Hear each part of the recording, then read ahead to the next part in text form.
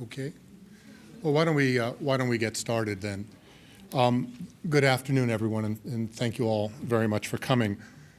My name is Richard Samuels. I'm the director of the Center for International Studies here at MIT and a professor in the Department of Political Science.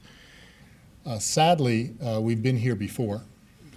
Some of you might remember that the center organized a public forum immediately after 9/11, and that we held another one immediately after 3/11, which was the catastrophe in Japan that claimed 20,000 lives in a matter of minutes. Our purpose then, in those meetings, as our purpose now, is to share what we know and to provide, if we can, a fuller context for the community on a crisis that affects us all. But this time, it really is different. This is a different event, a different kind of crisis. It was more personal for us here in Cambridge than any of us, I think, dared imagine.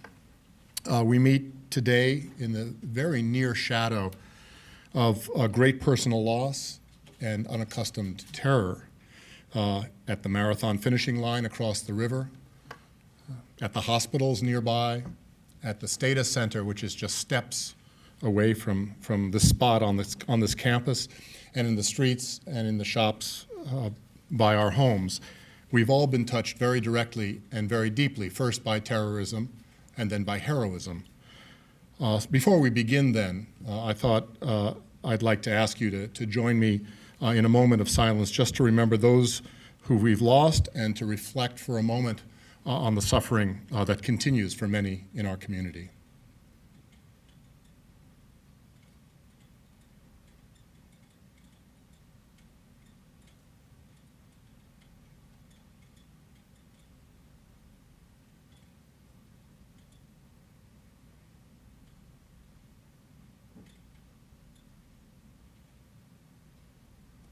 Thank you very much.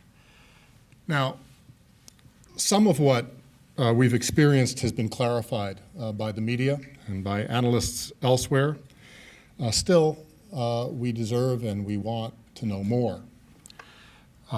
We need a context, I think, for what's been visited upon us. So as in those earlier cases, those earlier symposia, what we're going to try to do this afternoon is to bring a fuller perspective on the politics that may have shaped the views of those two young men who are accused, the one survivor who is accused of perpetrating a crime of mass terror, and the politics that are likely to be operating on others, both here and abroad.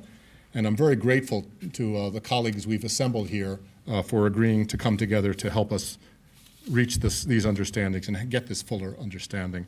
Let me introduce them to you. What we're going to do is simply go straight down the line with presentations from each before we then turn it over to you for questions from the audience. So I will introduce them in order on the front end. Stephen Van Ever, immediately to my left, is the Ford International Professor of Political Science at MIT. He works on U.S. foreign policy and international relations of the Middle East. Elizabeth Wood, who sits to his left, is a professor of history at MIT, an expert in the field of Soviet history. Her work centers on the performance of power under Vladimir Putin. Carol Saivetz, next in line, is a research affiliate here at the Security Studies program in the Center for International Studies, again at MIT. She's written widely on Russian policy in the Middle East and on other Soviet successor states. Bakyt Beshimov is a visiting scholar at the MIT Center for International Studies, and he's deputy chairman of the Social Democratic Party of Kyrgyzstan. Peter Krause, to his left, is an assistant professor of political science at Boston College. He's, we're proud to say, a graduate of the MIT Political Science Department and a research associate here at the CIS, at the Center for International Studies. He studies international security, Middle East politics, non-state violence, and social movements. To his left, Jeanne Guillemin is senior advisor at the MIT Security Studies program. We're all in some way or other associated with the Security Studies program at CIS. Jeanne's a member of the World Economic Forum's Global Agenda Council on WMD and works on issues regarding infectious diseases and biological weapons. She's going to speak to us about the FBI and the way it works in crises such as this.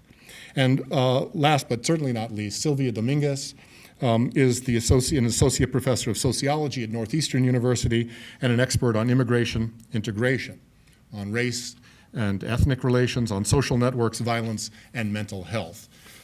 With those introductions, I want to turn it over to Steve and turn him to you. Thank you.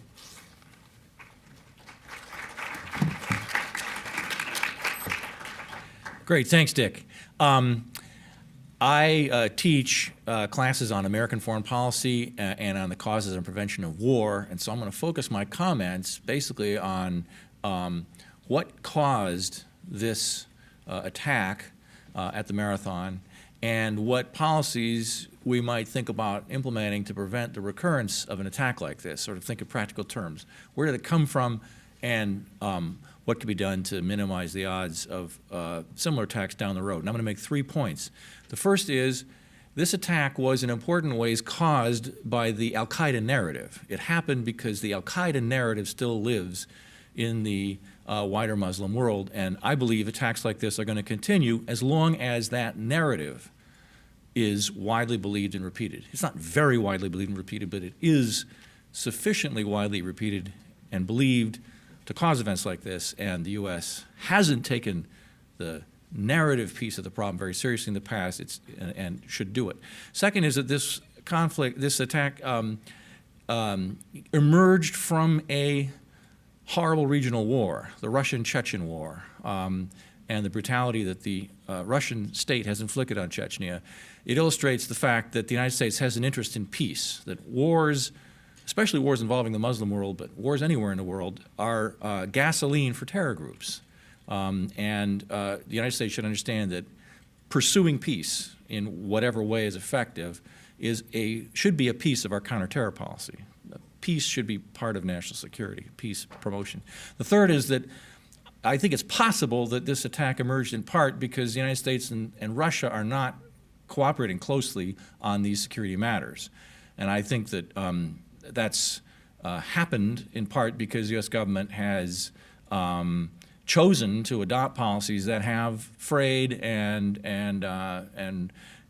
disrupted U.S.-Russian security cooperation in the past, including U.S.-NATO expansion, talk of further expanding NATO into the Caucasus region, national missile defense, and I think we should understand we pay a price for these policies, and we may have paid a price for it at the marathon bombing. I'm an advocate of close U.S. cooperation with all the world's major states against what I think are the biggest security problems in the world: proliferation spread, WMD terror, climate change, threats to the world's natural environment. I believe that the world's major powers all share a common interest in dealing with these problems, and the threats we pose to each other are much smaller. So and I think this event illustrates that you pay a price if you think that playing hardball with other major powers should be the main focus of foreign policy. I think that's old think. That worked for the 20th century. We ought to rethink it for the 21st. So just to run through these ideas in slightly more detail. The narrative point. Al-Qaeda today is a fragmented organization with a central core that lives on in northwest Pakistan, but is much weakened. It's only a tiny shadow of its former self. And about 5, depending on how you count, regional organizations that are in better shape institutionally. The strongest one is in Yemen, so-called AQAP, Al-Qaeda in the Arab Peninsula. But there also are franchise organizations in Somalia, Iraq, Mali, northern Nigeria, and we see a growing Al-Qaeda organization in Syria. And most talk about the terror problem sort of thinks in terms of dismantling those organizations. I think this attack did not emanate from any of them. It emanated from self-radicalizing folks in the United States who found the Al-Qaeda narrative on the internet and decided to believe it, which illustrates the broader point, which is that the quote, war on terror or war on Al-Qaeda, whatever you want to call it, must have an idea piece to it. And that piece has been missing ever since 9/11. The United States government has not taken seriously the mission of addressing and pushing back or defeating the Al-Qaeda narrative. Now, the Al-Qaeda narrative, what is it? it's essentially a victim narrative that argues that the last 100 years, or in another version of it, the last 1,000 years, have seen unrelenting, unprovoked, and immensely destructive onslaught by the non-Muslim world, especially the Christian world, but also the Hindu world, against the Muslim world. So there's a picture here of a wholly innocent Muslim world behaving itself perfectly and under unprovoked attack by others. And the more modern examples that are cited of this attack would be the war in Bosnia, which bin Laden cited a lot, the war in Somalia, the U.S. intervention there in '92, which is cited as an aggressive act in this narrative, the Western efforts to free East Timor, support for East Timorese independence from Indonesia, which is cited as a tearing apart of Indonesia, and of course the U.S. attack on Iraq, and of course Israeli conflict with the surrounding Arab states and the Palestinians. And then if you go back in history, previous Muslim Christian conflicts are also cited as part of this narrative. Is the narrative true? Well, some of this aggression is, shall I say, spun quite a bit. In Bosnia, the U.S. was actually fighting on the Muslim side against Christians, but nevertheless, there's plenty of Christian, Muslim blood on Christian hands that's been accumulated down through the centuries. The main error in the narrative is what it omits, that this has been a two-sided conflict, and that down through the ages, Muslims in general and Islamists in particular have also sort of given as well as they've gotten. If you look at the Islamist record in Sudan, roughly 2 million South Sudanese have been killed by the Islamist jihadi, whatever you want to call, regime in Khartoum. Likewise in Afghanistan. So it's the sound of one hand clapping. It's a false narrative, mostly false by what it omits. But it's a very compelling narrative, very compelling. And the U.S. government has made very little effort to answer it, argue against it, refute it. The whole U.S., if you will, public diplomacy activity today is pallid. It's top folks have not been recruited to lead it. The amount of money spent on it is tiny. There's no really professionalized core of folks who conduct public diplomacy in the U.S. government that exist as a sort of separate career line. During the 1990s, Congress, under the leadership of Jesse Helms, dismantled the USIA, which was the main arm for sort of public arguing overseas, and that function then was put in a place where it couldn't thrive very well. So my main point here is I think this idea piece, the need to address the al-Qaeda narrative, is essential, and the U.S. government has made a big mistake in not addressing it so far. Now, you can counter-argue and say, well, how can the U.S. engage in an argument about sort of Mideast politics, given that the U.S. has been an aggressive actor, isn't the right religion, has misdeeds to its name, it's not a legitimate player in the whole debate. And we can argue about whether U.S. public diplomacy could be effective. But I think the history, especially the 40s and 50s, shows that in the past when the U.S. decided to focus on that activity, the U.S. has been successful at it. And to my mind, this neglect of the idea piece is part of a larger, if you will, militarization of U.S. Approaches to the terror problem. This the sort of one bumper sticker to take away is that the American approach to the terror problem is too militarized. Second point is that this conflict, this attack rather, emerged from, it's not an accident in my opinion, it emerged from Chechnya, which is a place which has seen immense violence over the last 20 years. The Russians have committed tremendous violence against the Chechen people in 2 wars in the 1990s, just destroying vast swaths of the country and killing enormous numbers of people. Chechnya was earlier ravaged by Stalin in the Second World War when the entire population was deported, and I'm forgetting the percent who were killed, but it was, I once knew, it's like a fifth. And then in the 1850s, earlier, when the Russians conquered the place, they inflicted huge violence on the place. The more recent violence, though, had a particular effect.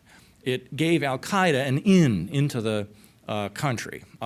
We saw in Chechnya what we've seen in some other places, which is whoever's losing a civil war is willing to make friends with really bad people out of desperation and accept their help. In Afghanistan, we saw the Taliban willing to invite al-Qaeda in the 1990s because the Taliban was having a tough time in their war against the Northern Alliance, and they needed al-Qaeda's military help and their expertise and their money, so they allowed them to come in and develop bases. And it was from those bases that they organized the 9/11 attack. Same thing happened in Chechnya. The Chechens were desperate for help against the Russian attack and allowed al-Qaeda folk to join them in their effort, and this gave the al-Qaeda operatives an opportunity to infest the society and make friends and influence people, and to recruit Chechens into al-Qaeda conflict elsewhere, especially in South Asia. This argument, it's part of a larger argument that one of our MIT PhD students has made. I think it's a terrific thesis that she's writing. Stephanie Kaplan is writing a dissertation arguing that wars anywhere are gasoline for al-Qaeda. Al-Qaeda, especially if they involve Muslims, al-Qaeda loves to use wars anywhere involving Muslims for propaganda, but also for networking as occasions to enter into a war scene, make new friends, develop new contacts, extend their organizational reach, for training also, and for fundraising also.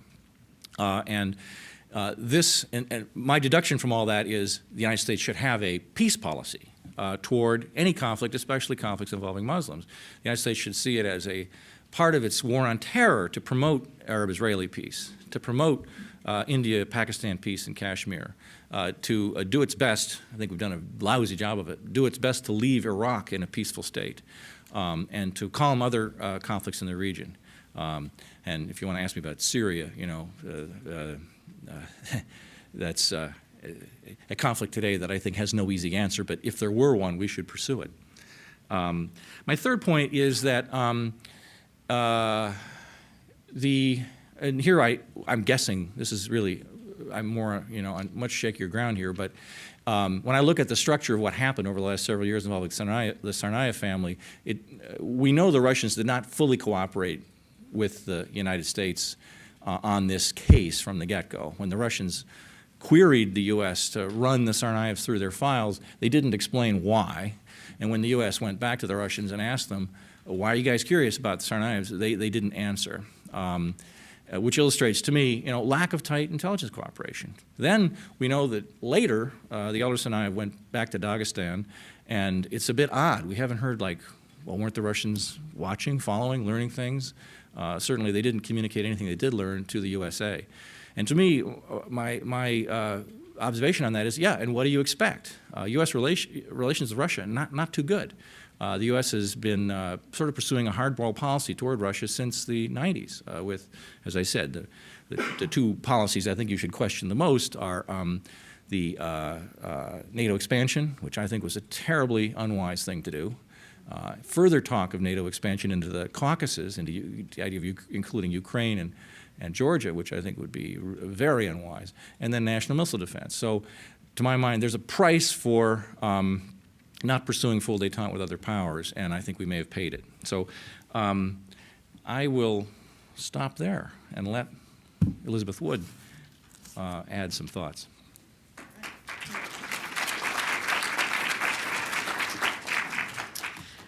Hard act to follow. Okay, so this is a very complicated topic, and we don't have all the information yet, right? We know that there's a lot of pieces we don't know. Yesterday in the Boston Globe, veteran reporter Kevin Cullen, whose work I like a lot, said, "You may have noticed I'm not using the Tsarnaev brothers' first names. That's because I'm in the process of forgetting them. I don't want to remember their names. I want them to vanish from my memory bank." He said he wanted to remember instead the victims. Today, I want to work a little bit with the story of Tamerlane and Jahar Tsarnaev, of Anzor and Zubaidat, the parents, not as individuals. We don't know enough. I've been, searching to see what we could find out, but as part of a history that we need to know. Unless we understand the perpetrators of violence as individuals situated in history, as individuals situated in causes and conditions that are larger than their own biographies, we cannot understand what happened last week at the Boston Marathon. I want to use the story of these two young men as a window to understand this difficult and troubled part of the world. And of course, I'm going to be joined very much by Carol Saivetz, who's going to talk about the last 20 years in more detail, and Bakyt Beshimov, who's actually from Kyrgyzstan and can talk about the situation in the region from a firsthand perspective. But let me do, as a veteran teacher, my students have been fascinated. We stopped all other discussion after the bombings to say, let's talk about what happened.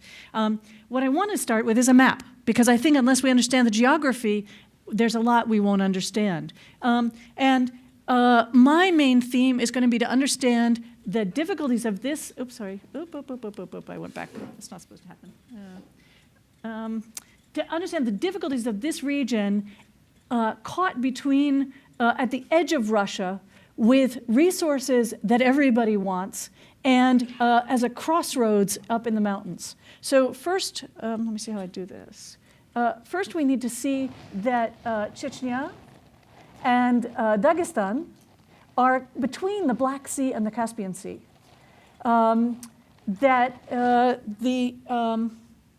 This is a close-up of the region. You can see the sheer number of different auls, villages, cities, towns.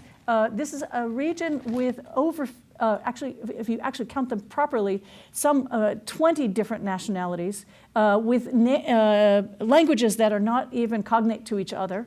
The scientists, I always say to my students, I don't know if this is actually true linguistically, it's a little bit like different species of squirrels. When you live in the high mountains, it's very easy to develop different linguistic patterns.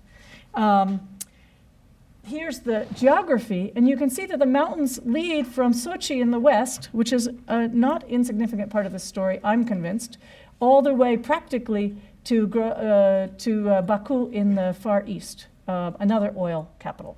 And then the other thing I want to show you is that while Chechnya is fairly ethnically homogeneous, Dagestan is one of the least ethnically homogeneous, most heterogeneous places in the world, and one of its problems in this post-Soviet period is trying to deal with the fact that they've got 10, 20 different nationalities in a very small area.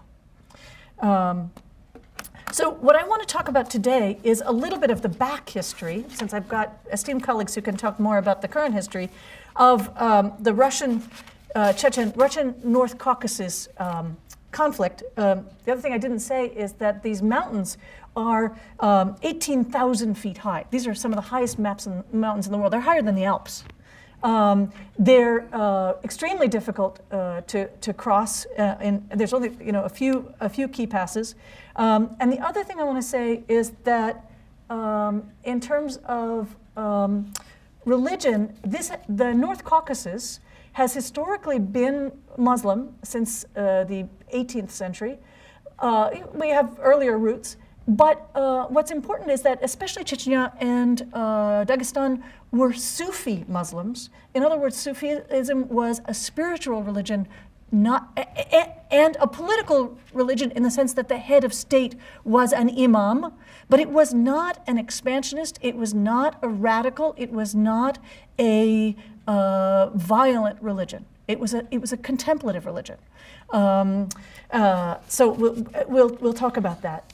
The tension between the Russians and the Chechen and the North Caucasians goes back as far as Peter the Great. I like to think of it in a way as a tension between the peoples of the steppe, the flatlands. The Russians live in the forest in the far north, and then adapted to the steppe in the 15th, 16th centuries as they began to push back the Mongols and the Tatars and the other peoples of this region. The mountain lifestyle is very different. It's based on clans and loyalties. The two regions have been coming into conflict both over territory and sovereignty, which we also need to talk about, and also over oil and gas. As it turns out, the region right above Grozny has an oil field. I wonder if there were not oil right here, and also right up here, would the Russians might they be more willing to let it go if there were not oil? the Nazis also were going for the oil when they came in. Peter the Great had begun a push toward the south after he had, his main great successes, I always tell my students, was to get the northern sea and build St. Petersburg. He hoped to get to the southern part. He couldn't. At that point, it was still controlled by many different migratory peoples. It's really the Tsars Alexander I and Nicholas I, who began in the early 19th century, who engaged in what were called the Caucasian Wars, or sometimes the Murid Wars. Muridism is the name for, is a Sufi term that means the committed one, which means from a root of willpower or self-esteem. And a murid is one who follows a teacher on a spiritual path. So again, we see that even the wars had a spiritual dimension, as the Chechens, the Dagestanis, the Avars, all the peoples of this region attempted to defend themselves against what they felt were the incursions of the Russians. I think it's interesting that the Russian Empire was able to annex Georgia and Armenia and parts of Azerbaijan before they were able to annex the Northern Caucasus. Georgia was annexed in 1801, Armenia in 1828. Parts of this region were annexed in the 1810s, but Chechnya held out till the death of Imam Shamil in 1859. At the capture of Shamil in 1859. So it's also interesting that when you study, if Russians talk about their history, what they remember is the War of 1812, when they beat Napoleon, the great superpower of the day. They were not at this time able to beat the smaller nations of the Caucasus because of the terrain, because of the distances, and because of the fierce fighting and deep antithesis between the two. The other thing that's interesting, and I'm not an expert on this, but I'll just tell you what some other scholars have said, is that there's a way in which the Murid Wars, these wars to get control of this region, brought together Islam and religious nationalism as a unifying force in a way that hadn't been true before. That what these republics, these regions that all spoke different languages, begin to realize is that what they have in common is Islam. And they begin to fight back on those grounds. The flip side, unfortunately, is that the Russians bring to this, 19th century, a profound sense of mission of their own role as Christians, as Orthodox, as the Third Rome. That's part of their great claim to rule, to convert. The story of the conversion is very complicated, but they were definitely massively trying to convert these peoples to Orthodoxy.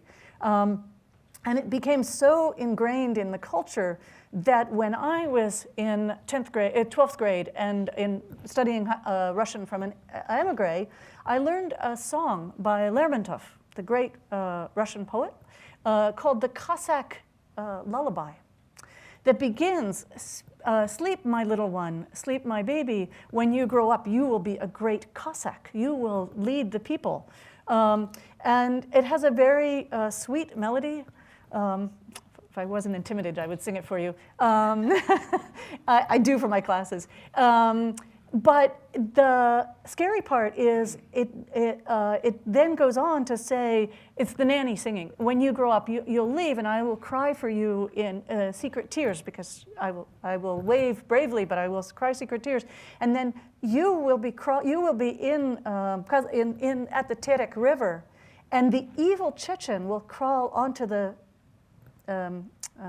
banks of the river with the dagger in his teeth.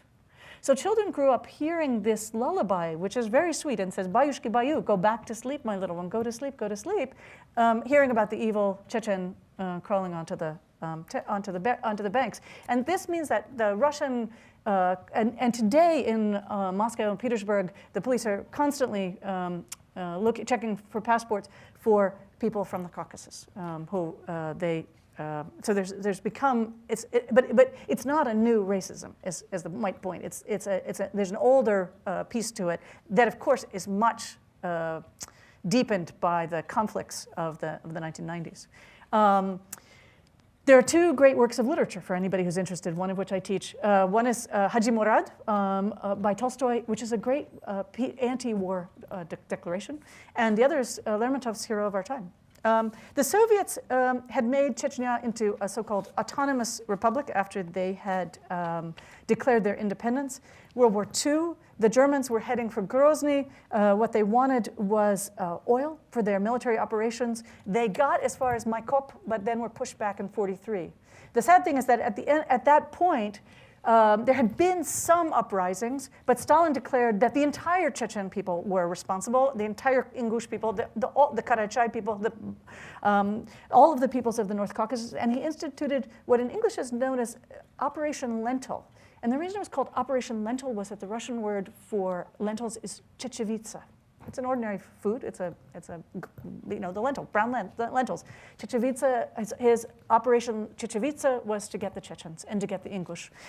They were deported 480,000 Chechens, plus about 200,000 other North Caucasians were deported in trucks and boxcars, the same kinds of boxcars that the Nazis used in against the Jews and Gypsies and homosexuals. About 20 to 25% of the population died en route and under the terrible conditions when they arrived. Some 100,000 of the Chechens went to Kyrgyzstan. More of them went to Kazakhstan, but some went to Kyrgyzstan. It wasn't until 1957 that Nikita Khrushchev let them go back. So one other quick thing I want to do is take a quick look at the Tsarnaev family, which it's too much to do in the time I have.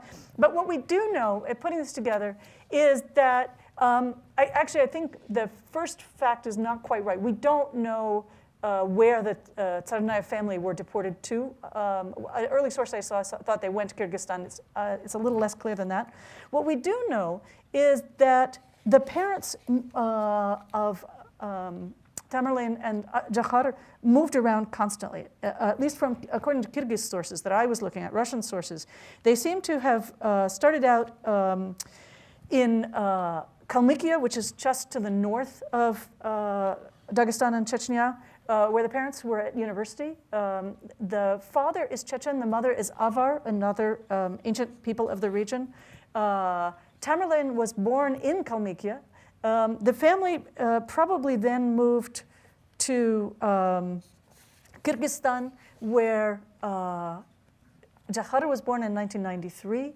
But they also moved, they were in Chechnya at one point in there. They may have been in Dagestan even then in 2000. Then in 2001, they go to Dagestan. Jakhar doesn't even get to finish first grade. In March of 2002, the parents take him to the States. The brother and two sisters seem to have stayed. It's not the details that matter. It's the fact that in those years, as we'll hear more when Carol tells us, 1990s, the reason they left Chechnya, assuming that the sources are correct and that's where they were, was because of the violence. That's what drove them to Kyrgyzstan, which at the time was going through its own impoverishment, struggles to get started. And in 1995, there was a famous incident in Dagestan, the Budyonovsk hospital crisis. So there's been sort of crisis after crisis of moving from nationalism to where the region, the thing to say about this region is that much of the initial fight for independence from the Russians had to do with nationalism. And later, it had more to do, I would argue, with it becomes an Islamic war precisely because of the weakness that Steve Van Evera was just telling you about. Makhachkala becomes known for its weekly shootouts, for its murders. We've just had 5 Islamic radicals have been shot by the Russian authorities in the last week. So the thing I want to end on, the note I want to end on, is to think about the ways Russia may respond. Will they use this as an excuse in advance of the Sochi Olympics, which are 10 months away? February 2014, we will see the beginning of the Olympics. To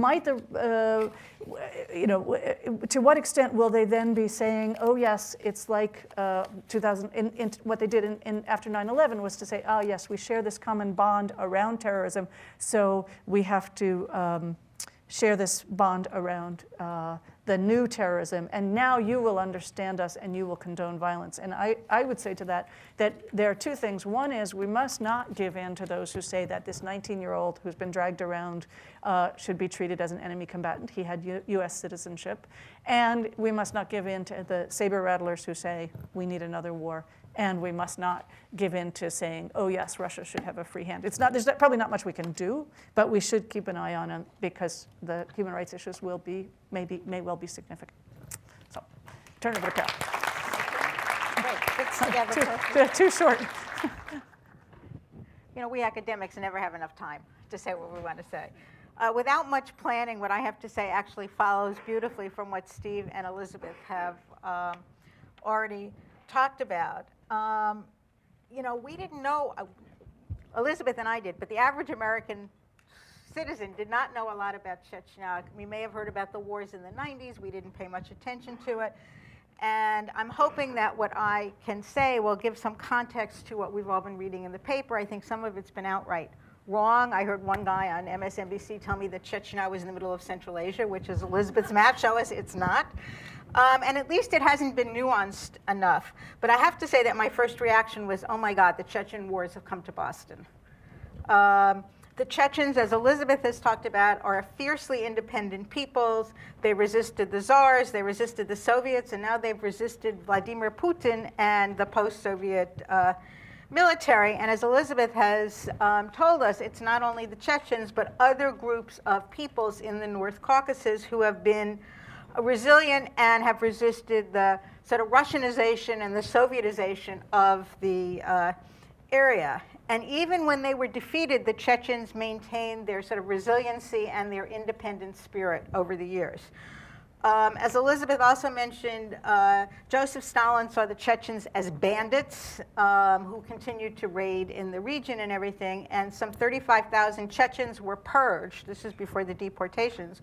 Were purged in 1933, and another 14,000 were purged in the late 1930s. But as both Steve and Elizabeth have alluded to, there were these mass deportations in the beginning of 1944. They were deemed to be untrustworthy peoples and therefore shipped off quite literally to Kazakhstan and to Kyrgyzstan. Which is why, as Elizabeth said, we think the Tsarnaev family wound up in Kyrgyzstan, at least for part of its time. They were permitted to return under Khrushchev in the late 1950s. And I think it's also important, and I want to emphasize what Elizabeth already said, that a lot of the Chechens are Sufi. Sufism is a kind of mysticism. They are not Salafists. They are not radical Islamists. But as Steve alluded to, I think that radical Islam has sort of taken hold in part of it. When the Soviet Union collapsed, Chechnya declared its independence, and there was this anomalous period between 1991 and 1994 when the first Chechen War began, where Chechnya was independent, conducting a foreign policy, conducting its own affairs, and Yeltsin and his entourage basically did nothing about it. Now, what you have to realize is that this was a period in which Yeltsin was trying to consolidate his hold on power in the Russian Federation, which, by the way, is composed of 89 regions and autonomous oblasts. And Yeltsin famously told the leaders of all of these republics, they're like the states of the United States, to take as much sovereignty as you could swallow. And some of the other Muslim republics within the Russian Federation said, okay, we're going to, basically be quasi-independent, much more autonomous. Tatarstan at this point was a great success.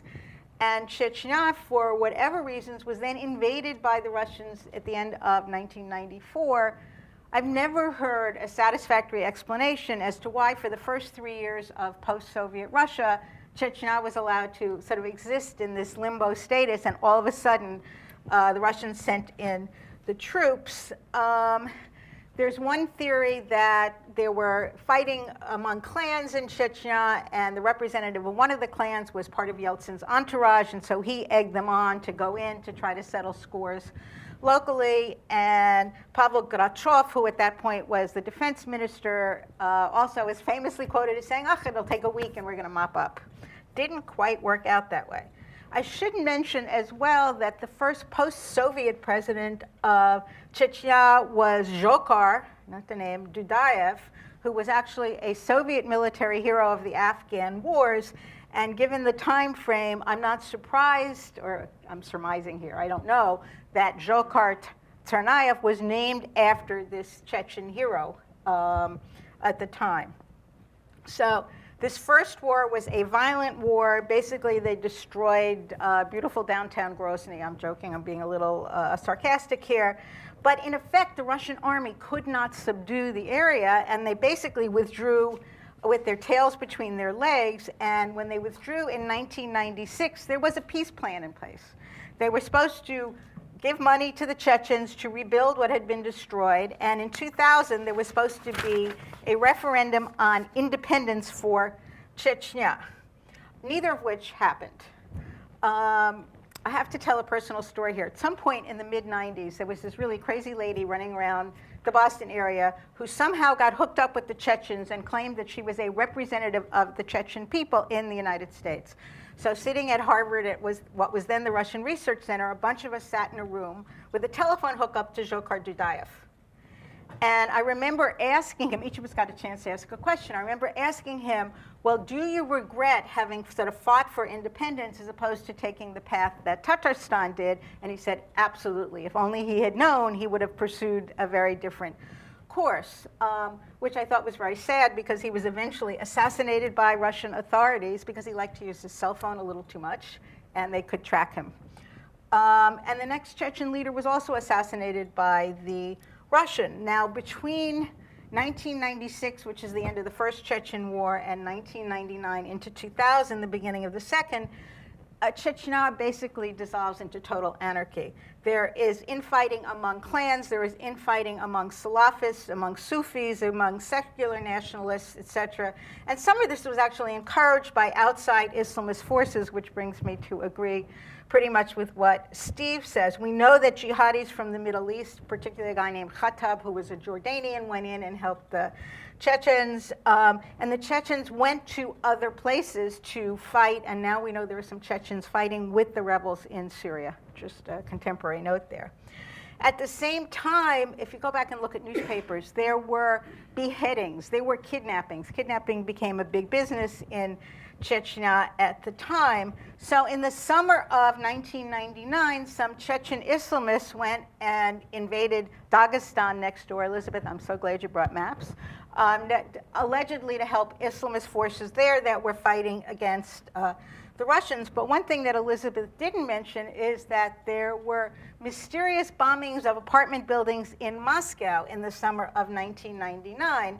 The KGB or the FSB alleged that it was perpetrated by Chechens. There are still rumors to this day, if you look at some of even the Russian press coverage, but certainly the Western press coverage, that this was actually engineered by the FSB, the successor to the KGB, because this was just as Vladimir Putin was becoming first prime minister and then acting president as Yeltsin stepped aside. And the working hypothesis of people who allege this is that the Chechen War was going to be a chance for Putin to burnish his credentials and show that he was a great nationalist for the Russian people against these dastardly Chechens whom the Russians have been fighting for centuries. Putin's conduct of the war was even more ruthless than his predecessors. But this time, I guess we could say the Russians were successful. By 2007, give or take, the war basically petered out, but not before the Chechens took the fight to other parts of Russia and to Moscow itself. There was the siege of the hospital that Elizabeth alluded to. There was the theater siege, if you can think back into the early 2000s. There was Beslan, which was the school siege in 2004. There have been bombings in Pushkin Square in Moscow. There have been bombings in the Russian metro, etc. But the war ended with a Putin ally, Mr. Kadyrov, being in charge. They basically pacified and have rebuilt the area. The irony to me is that here is Kadyrov, Putin's ally, now talking about implementing Sharia law, which Putin's not very happy about in Chechnya.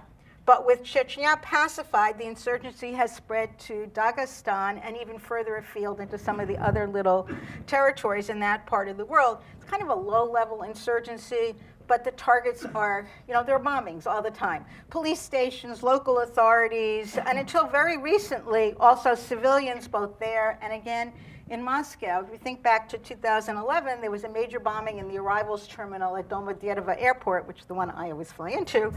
And when I was there afterwards, you could definitely see the remnants of the attack.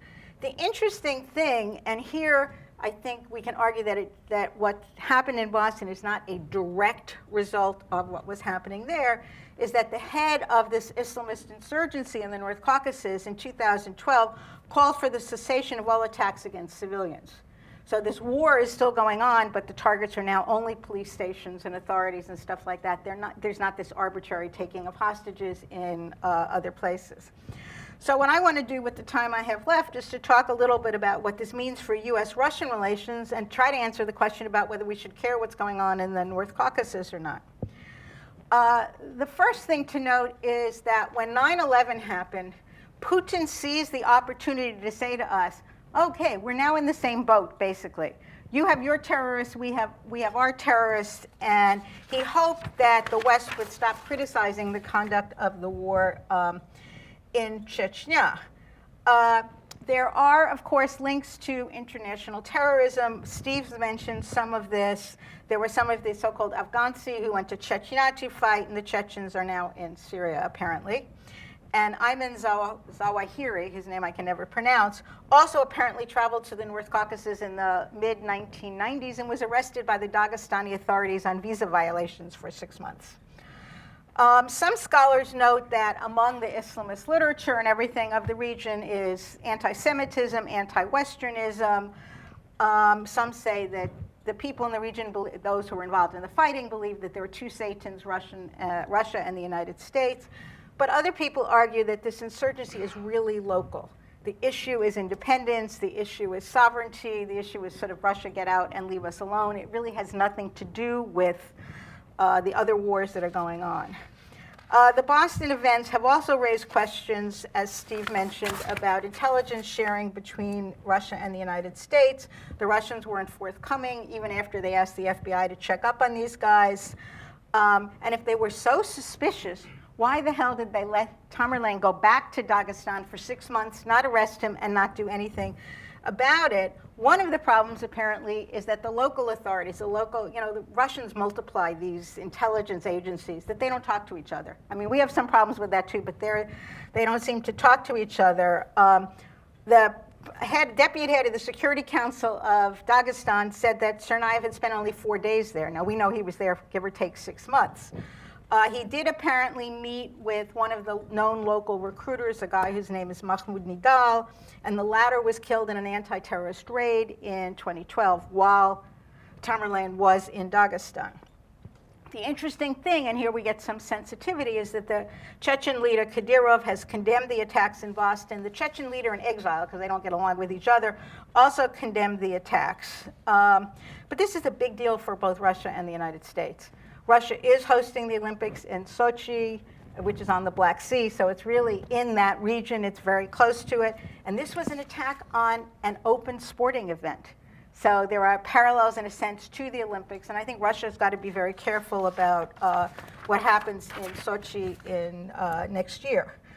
Apparently, within the last couple of weeks, there's been enhanced intelligence cooperation between the United States and Russia. Obama and Putin spoke on the phone the other day. They agreed that their intelligence services to cooperate, and Obama said yesterday at his press conference that the suspiciousness between, the suspicion that exists between the two services was declining. Now, where I think I disagree with Steve, and we can certainly talk about this, is that I actually blame the rupture of relations between Russia and the US on both sides.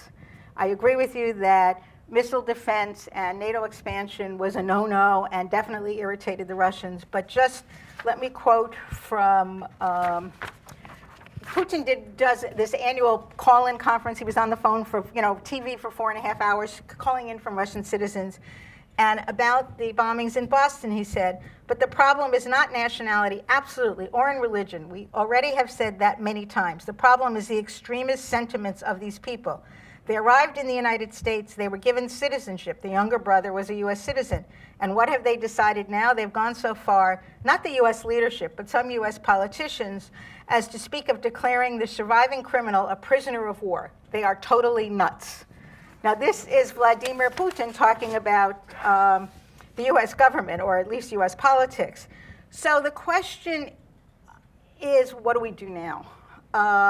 We kind of have our hands full. We're concerned about Syria. We're getting out of Afghanistan. Iraq is crumbling.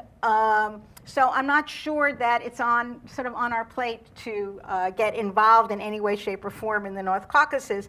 And the other piece of it is that Putin is very jealous of Russian sovereignty, and I don't think he would be very happy if we want to build better relationship if we ever got actively involved there. So I think the way forward probably is intelligence sharing and trying to figure this out. Thank you.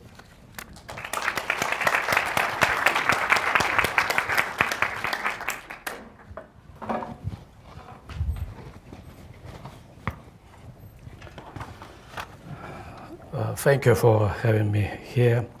At the moment, Chechen president and Russian officials have openly distanced themselves from Tsarnaev's brothers, claiming that Tsarnaevs are America's homegrown terrorists. Partly this is understandable. The two brothers have lived and studied in America for a long time. But this debate is of little importance without deep understanding of a real situation in Chechnya and the broader Caucasus and Central Asian region. Therefore, I was invited to share my insights on this matter. But I made my focus more narrow, and I would like to share with you my answers to three key questions, which I think are very important to understand this case. First, number one, what makes young American Chechens adopt extremist views? Number two, does their connection to the Russian Caucasus and Central Asia influence their worldview? And number three, what triggers extremist American Chechens to turn to violence? I have two assumptions. First, that the Tsarnaevs became extremists under the influence of jihadist ideas, and that this extremist identity was one of their own choosing. However, and this is my second assumption, that Tsarnaev's increasing addiction to jihadism was cunningly used by forces of whom the Tsarnaevs were not aware. I spent all these days after the event trying to understand the mindset of especially Tamerlan Tsarnaev and analyze all his traces in the internet and close examination of his and their web activity on YouTube in Russian and in English, Twitter, the Russian Facebook clone Vkontakte, and the websites of Chechen Mujahedins, Kafka Center, sites like Islam.ru, and many others, which both brothers visited frequently, suggests that elder suspect in the years prior to Boston bombings desperately searched for identity and meaning of life. And of course, searching for meaning and identity is a normal process for young men, young immigrant making their life in America. But the problem is that his inner search was hugely, in my view, affected by the struggle in his home country, Chechnya, jihadism in the Caucasus, and the global radical Islamic ideology. The long history of the Chechen resistance against Russian occupation, the violent deportation of Chechens by Stalin to Central Asia and to my home country, Kyrgyzstan, during World War II, and the recent wars and guerrilla warfare with Russia teach Chechens to sacrifice their lives and use violence with no hesitation for the common interests of their nation. This mindset, I think, puts many Chechens into a vicious circle of revenge.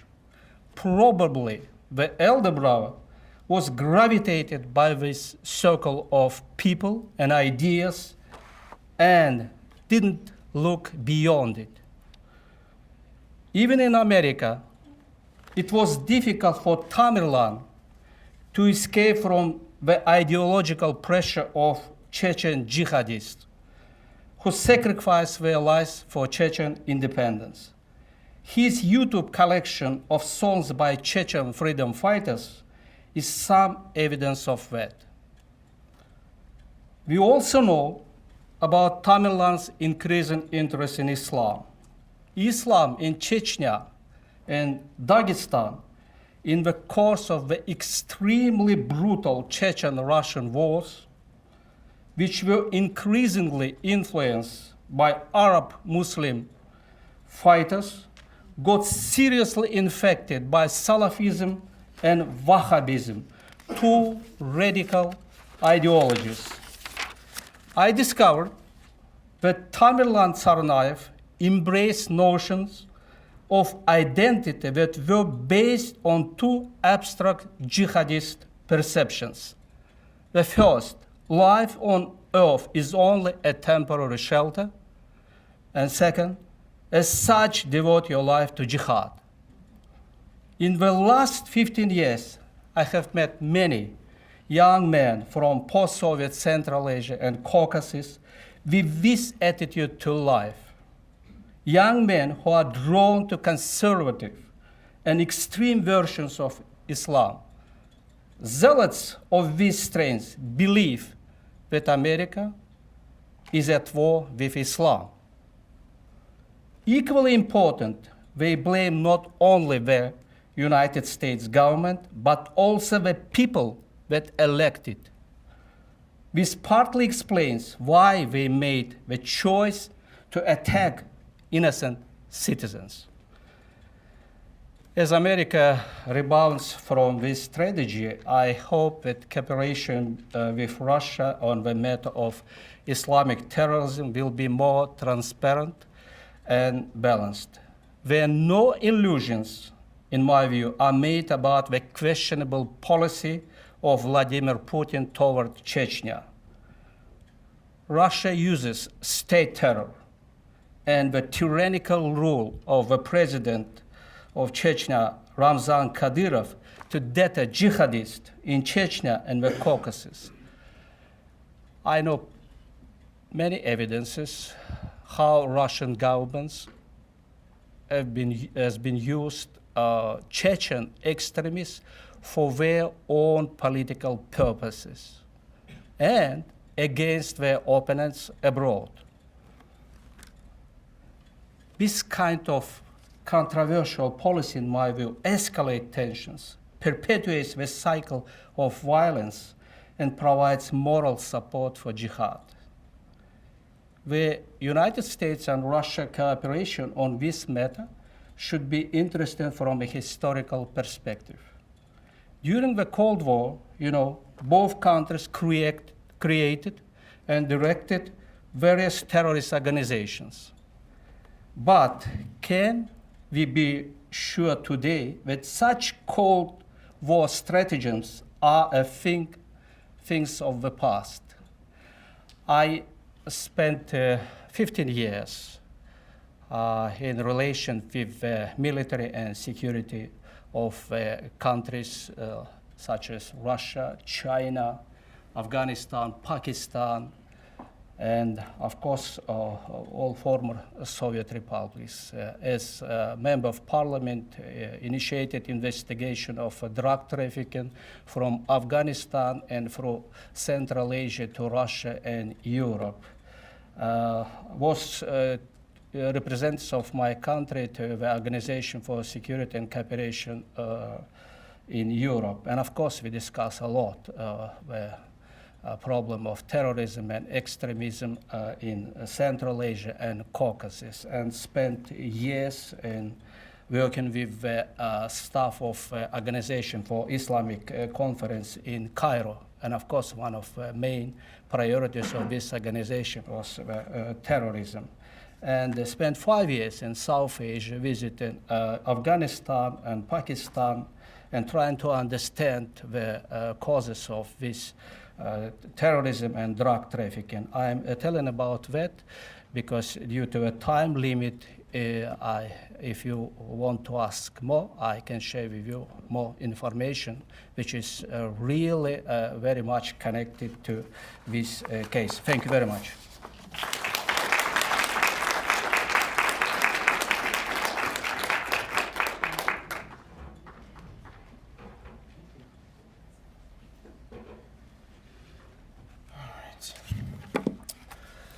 Thank you so much for to the Center for National Studies for having me here. It's nice to be back, although obviously I wish the circumstances were a bit better. But I study political violence, so you kind of live every day kind of hoping to be put out of business, and unfortunately reality doesn't let that happen. So I'm coming at this from a bit of a different perspective than some of the great speakers beforehand who have talked about the historical context, the geographical context of Chechnya. My background, the classes that I teach on, the research I do, is on political violence and terrorism, why individuals and groups commit violence, what the effectiveness of that violence is, what are some of the dynamics and strategies that groups use to do this type of stuff. And so I'll try to provide a little insight on the Boston Marathon bombings in that regard. The first point is some of you guys have probably heard about a lot in the news, this idea of lone wolves, the extent to which the individuals who committed this attack, are they connected to an organization? Were they lone wolves, people who we generally refer to as self-starters, perhaps self-radicalizers, individuals who decided to commit these attacks but not at the behest or perhaps with any training from a armed organization. A couple things on that. There's some good news and there's some bad news from the perspective of peace-loving citizens here in this room, which I assume most of us are. The first is that the bad news for lone wolves is that obviously as we think about, they're very hard to identify. They have easy access to soft targets, and perhaps most importantly, they can turn us against each other. We can start to worry that our neighbor or someone near us is someone who might try to kill us or commit a bombing for a political end. And so in that sense, lone wolves are kind of a scary thing. They're not necessarily someone who's easy to identify and again can lead to false identification, which can be a much bigger problem than even the bombing itself can be. On the good news end, the number of people who are actually killed or targeted in lone wolf attacks each year in the United States is under 100. If you compare that to the 35,000 Americans who die each year in car accidents, or even the 55 or so who die each year in lightning strikes, it's actually quite a small number in terms of the number of people who have been killed by lone wolf attacks. So for the most part, the people who have launched these attacks are actually phenomenally incapable. There's actually a couple of articles out there in the mainstream media and in scholarly work that says basically the case for calling them idiots or morons, in the sense that they oftentimes can't build bombs, they can't build a detonator. Even guys like Faisal Shahzad, who tried to blow up in Times Square a few years ago, had some training in Waziristan, was unable to set off a successful attack. And so most of the time, these people, even if they're dreamers who want to commit these big attacks, are usually not very successful at doing so. In that sense, these two brothers here, to the extent that they committed these bombings, and it seems that there's overwhelming evidence that they did, they're actually the anomaly as opposed to the rule in terms of people who are actually able to build bombs that killed individuals and perhaps had some type of impact. In terms of talking about this, though, going forward, and today we just saw news about 3 new arrests, perhaps related to these bombings. Again, it's unclear the extent to which they're lone wolves. I might actually introduce a term which I haven't seen anywhere, but maybe it'll catch on. They're kind of more like perhaps gray wolves in the sense that they're not lone in the sense that they just did this all on their own. It's possible the older brother had training either when he was over in Russia, or perhaps there's a lot of talk about these guys maybe read the Al-Qaeda English language online magazine Inspire, which has this incredibly kind of humorous titled article, How to Build a Bomb in the Kitchen of Your Mom. If you speak Arabic, you recognize that that's just kind of a bad English translation. But the basic idea was, here's how you can build a bomb using pressure cookers or other types of things you can buy in a basic hardware or cooking store. And there's some thought that maybe that was how these individuals learned about how to build this. Although in recent days, there's been more intel from FBI sources saying that perhaps they had some training because of specific aspects of how they built the bomb. Nonetheless, long and short of it, lone wolves, a very scary proposition in one sense, at least to this day, in terms of the number of people who have actually been killed, not nearly as terrible as we might think. Now, second point, and this actually goes to the religious point that Steve and a couple of others have brought up, And I think these are both really important points, but you rarely hear them in the same place, and I think it's worth saying them even though that they might sound somewhat familiar in different form. The first is that the vast majority of Muslims in this country are peaceful and very proud Americans.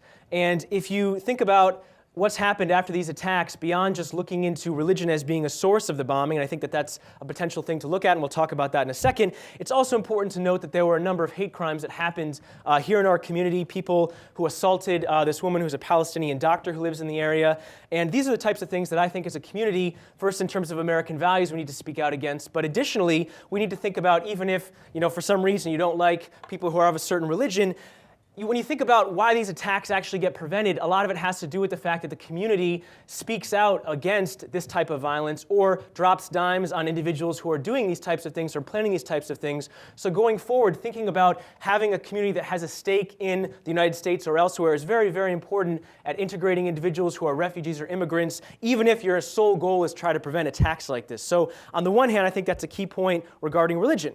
On the other end of things, the people who often talk in that regard don't talk about the fact or like to hide the fact, perhaps, that religion played a role here. And you have to look at how people are claiming attacks or what they're saying their motivations were, but I think there's mounting evidence that religion, at least as these individuals portray it, did play a role here. And so in that sense, even though many of us in this room might say, well, Al-Qaeda is not following true Islam, or the Lord's Resistance Army in Africa is not following true Christianity, even though they claim Christian roots for their attacks, I don't think it's something that we should just ignore and put our heads in the sand about. I think that we need to engage with this, even if our ultimate objective or strategy is not, well, the United States should be getting involved in debates about Islam, which Steve eloquently talked about, and that's something that we can discuss more in the Q&A. All right, now in terms of some of the things that I actually feel like I study and have a little bit to say, one is the effectiveness of terrorism or political violence. What do attacks like this actually achieve? I think one of the first things you can think about is, think about it in terms of three different levels of analysis. You've got tactical effectiveness, organizational effectiveness, and strategic effectiveness. Actually, I should kind of do those up the line because they're higher levels of abstraction. Tactical effectiveness is simply being able to carry out a bombing, being able to actually, detonate a bomb, perhaps kill some people. And as I say, the vast majority of attacks that are thought about in the United States never even reach this level. A lot of these individuals are captured in FBI stings or otherwise unable to even have tactically effective attacks. But beyond that, it's actually even much more difficult to have organizational or strategically effective violence. Organizationally effective violence is violence that actually gains recruit or popular support for an organization. Strategically effective violence is violence that actually gets concessions from a target government. So in the case of Al-Qaeda, it could be United States withdrawal from the Middle East.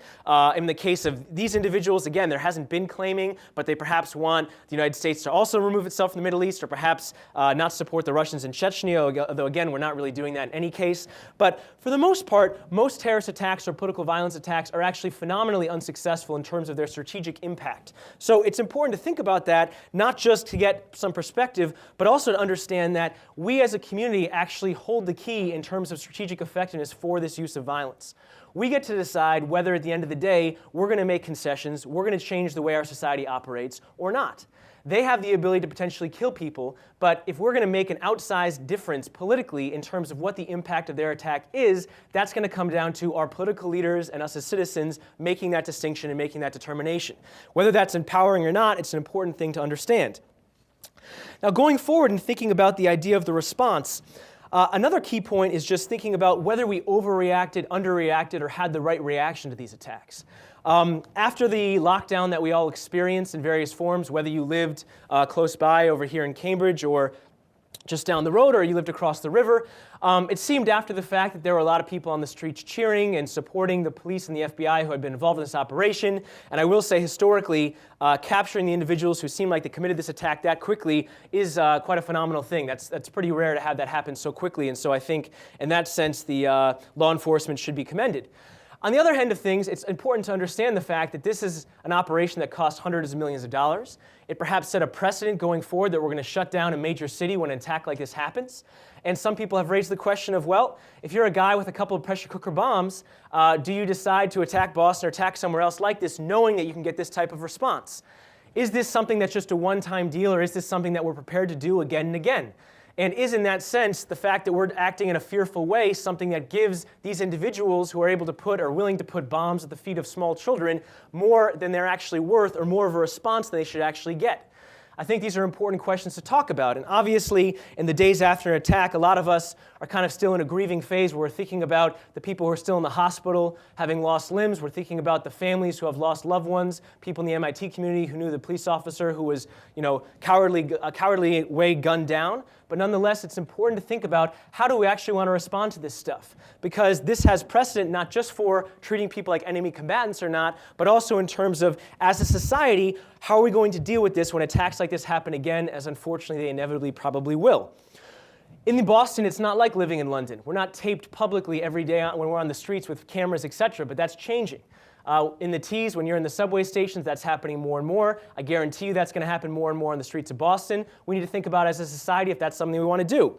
What about domestic drones? What about reading emails? Are these types of things that we think are too big of an infringement on our civil liberties, or are these infringements that we're willing to deal with to be more safe? Important things to think about. I'm still on the MIT network for texts that come on what's going on the campus. And I'll tell you, if you guys are as well, I've been getting seemingly 2 or 3 texts a day about suspicious packages on campus. Now, in the one sense, that's great because I would like to have transparency about what's going on. I know that MIT has security officers that are here taking care of us, and that's a great thing. On the other end of things, if that's happening every day, is that kind of making us more fearful than we otherwise should be about something that's actually a pretty low likelihood event? Again, these are things that we don't necessarily talk about all the time because politically it's very difficult to bring this up, but it's nonetheless something that I think we need to debate if we want to talk about the effectiveness of these attacks and how we're going to respond to them as a society. In terms of overall, what my takeaway point from this will be is simply that I'm not going to counsel one way or the other in terms of over or under reaction, unless you want to talk about it more in the Q&A, but I will say this. I'm incredibly confident that having more knowledge about when and why these things happen, how they're actually effective or not, and what we can do about them is going to lead to better answers as a society and how we deal with terrorism and counterterrorism going forward. So in that sense, I'm actually quite encouraged by the people who are here today, getting both historical context as we have from the speakers before, as well as understanding the broader context of individuals and groups who have committed violence like this before, knowing both what it can achieve, what it cannot achieve, and what at the end of the day we get to decide in terms of whether it will have a broader significant political impact or not. Thank you very much.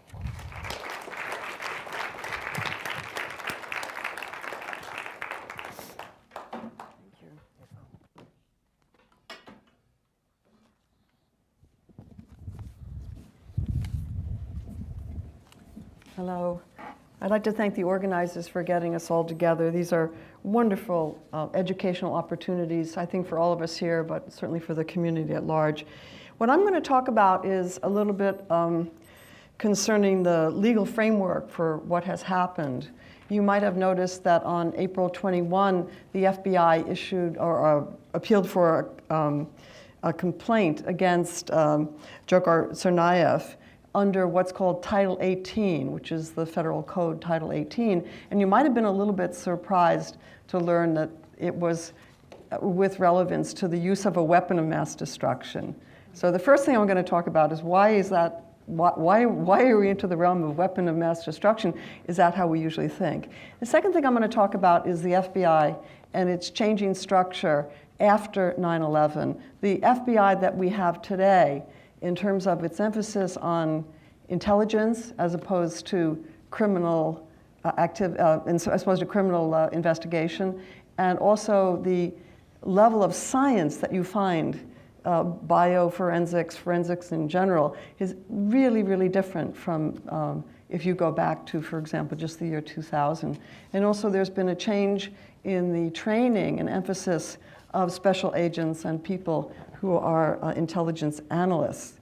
So that's one part. Those are two parts. And then the third part I'd like to talk about is profiling and what the FBI has done with profiling and why they ever do it and how far you can get with it. And I should say here that my background is really the study of the 2001 anthrax letter attacks, which is how I learned over the course of about 8 years what the FBI does, because I didn't really understand until I became involved with the anthrax letter attacks as a research subject, what this big institution does.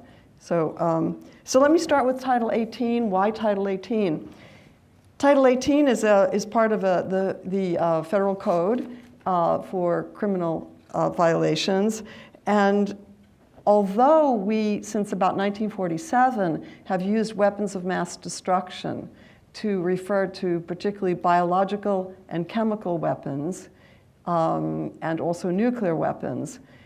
We entered a new phase in terms of the code around the year 2000, I think was a real turning point, with the bombing of the USS Cole over in Yemen. And then even more of a turning point with the Timothy McVeigh bombing of the building in Oklahoma City.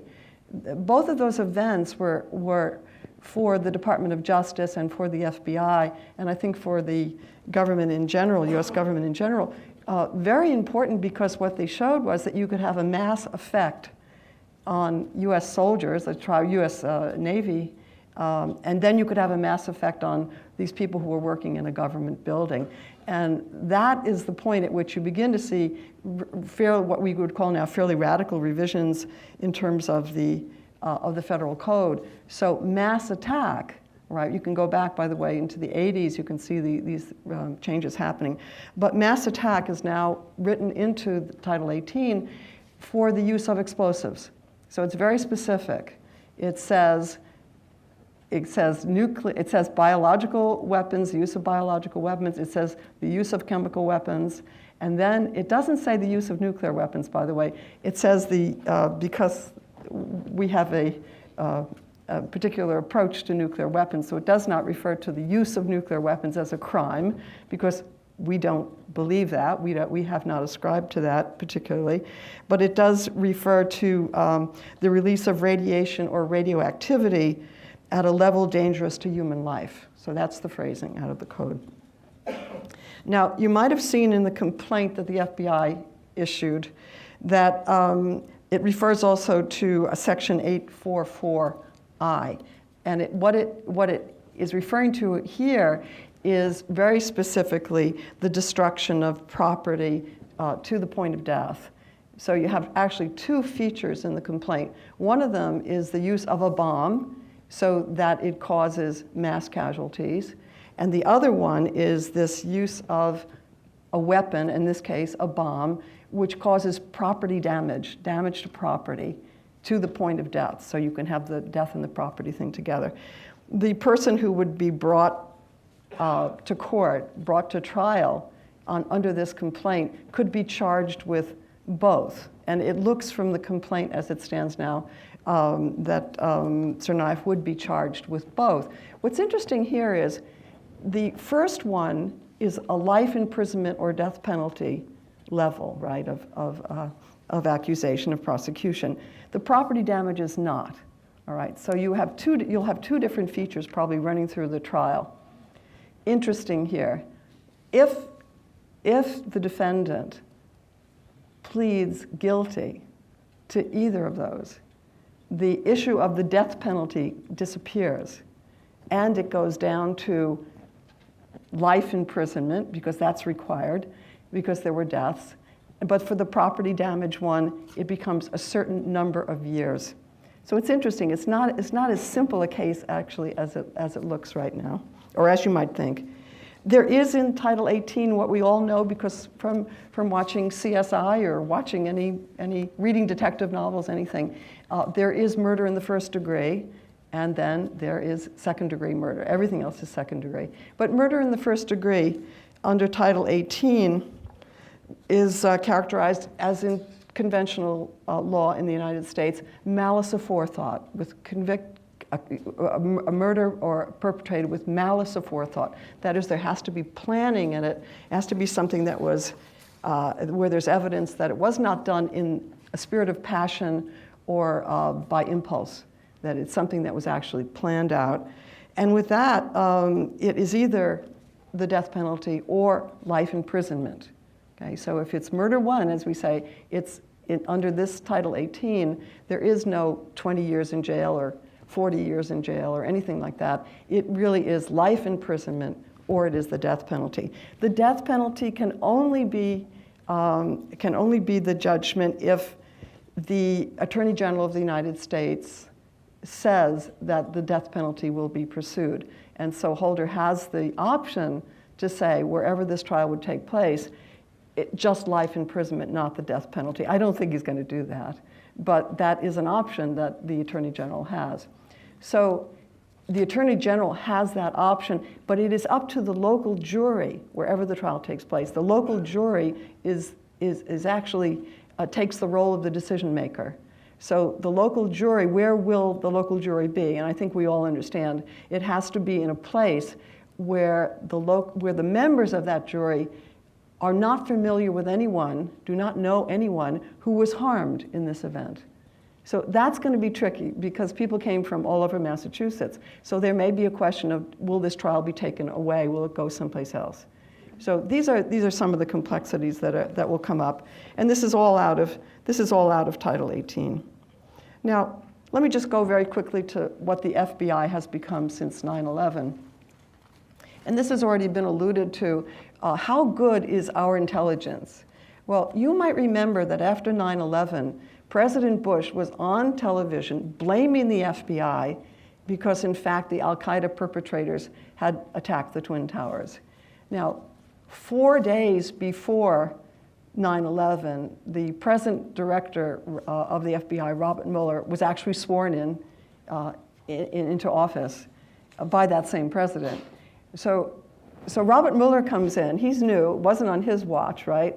But he has become, over the years, a person whose main idea is to turn the FBI into a counterterrorism organization, which also has increased enormously and will keep increasing enormously its capacity to do intelligence work. Now, why is that even interesting? Well, that's interesting because the history of the FBI is the history of agents who do criminal investigations. That's what it was there for. And that's a very different mission. To do a criminal investigation, you have something terrible happens, then you send out your special agents into the field. They begin the process of interviewing witnesses. They begin the process of forensics. They begin building the basis for trial-worthy evidence. Very important. You have to think always as an investigator out in the field that everything you're doing is building towards that time when the prosecution is there in court, the prosecutor is there, and they are making the case against that defendant. That's the main intent, right, that people in the FBI for generations have been educated to as their expertise and as their mission. Intelligence is very different, as I think we all understand. Intelligence is a long-range and much more highly secret, by the way, endeavor, which is supposed to let you know sources of information in very disparate parts of the world or within crime networks. So can the FBI do intelligence? Absolutely. In fact, that has been the main transition. There have been structural changes within the FBI which have enhanced the intelligence component. The FBI and the CIA meet together now under the general umbrella of federal intelligence.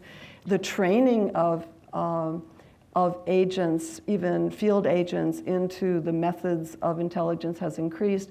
The numbers of intelligence analysts has doubled since 9/11. And the whole momentum, if you look at it now, and even the list of priorities that the FBI issues, puts intelligence and counterterrorism very high up. And of course, there are over 70 overseas offices or postings for FBI agents, so they're working all the time overseas. Have they worked well enough overseas to prevent what happened on April 15th? Well, of course not. Of course not. Not a perfect organization, but an organization that has really dramatically changed. Now, just very quickly, let me just say a few things about profiling. There have been other instances that look like this particular event in terms of the perpetrators. And you might remember the Beltway snipers, all right? So you had Mohammed and Malcolm were the two, the perpetrators, and they eventually come to trial, and one of them, it's the older man and the younger man, by the way, they have figured out a system of attack out of the back of a car, which is a random attack on white people, by the way. But if you looked into their emails and their other communications, you find that jihadist rhetoric was very, very strong. It was all in the list of, for example, what the prosecution presented. It was amazing how much the rhetoric there was and how much passion there was invested in the notion of a jihad against Americans and a jihad particularly against whites, right? So that's maybe a sort of an analogous case. That comes down to a folie à deux case. It's a case of, it's not a lone wolf, there are two. And so then what are the larger ramifications of that? Is that really the good analogy that we want? Well, profiling is very tricky business. It starts in the FBI in the 1980s as a real profession, if you will, within the FBI because of rape cases. They decided in the 1980s that if there was an unidentified rapist, maybe they could track a rapist by profiling and then using the profile as a way of identifying people who maybe knew the victim. So that's the sort of the beginning of profiling. It's way, way beyond that now. It's very sophisticated. And in the case of Bruce Ivins, who was the prime suspect in the anthrax letter attacks, the profiling was at a level that was really very hard to have even imagined 10 or 15 or 20 years before. And this happened in part because he was an employee of the Department of Defense, and he had signed a statement before he committed suicide in 2008 that let his mental health records, everything he had ever had in terms of therapy sessions or drugs he had taken or anything that he had done in terms of mental health, would be open for government perusal. Now, they didn't look at any of those records while he was alive and while he was a suspect. But after the fact, there is now an entire book which profiles this man, Bruce Ivins, in incredible detail. And what's interesting to me is what you find with him and what you seem to find as a pattern with all of the lone wolves, but also with group terrorists, are some of the things that Jessica Stern has mentioned, for example, when she's written about Islamic terrorists.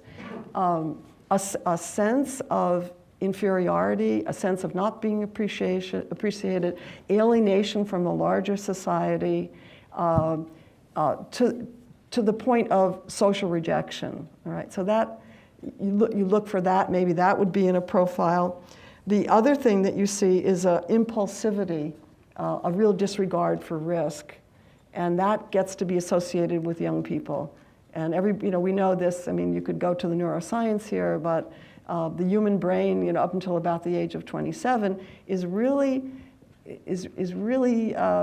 engineered, if you will, to take risks because this is a great learning time. After about age 27, the risk-taking goes down, but 19 is really 18, 19, 20, 21. These are ages when people, kids, are taking risks. All right, so impulsivity, ignorance of consequences, or not caring about consequences.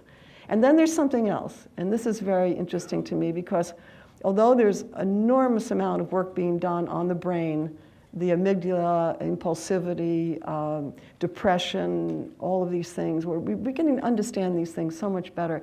But when I was writing about Bruce Ivins, I went back to William James, philosopher William James, who wrote a wonderful essay many, many years ago called The Divided Self.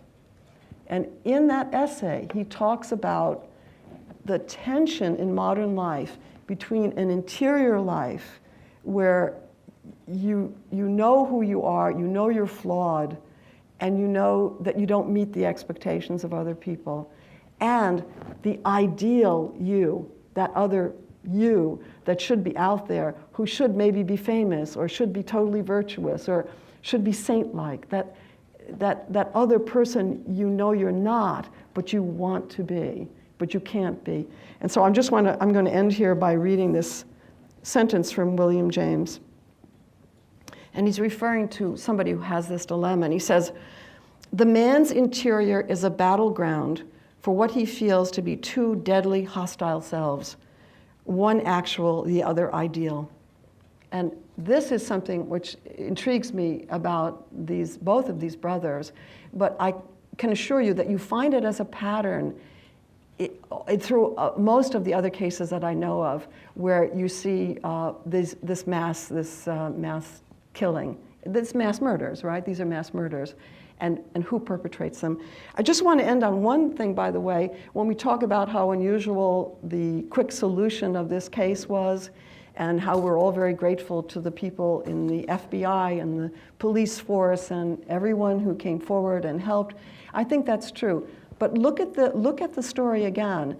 Every bit of crucial information, from the identification of the both brothers, initially by the one victim who lost his legs, that's the beginning part, to the man who was captured by them for 90 minutes in the van and then escaped, right? Absolutely crucial. To all the people who took the footage, to the surveillance camera. That was not FBI work, and that was not police work. That was what we call, collective intelligence.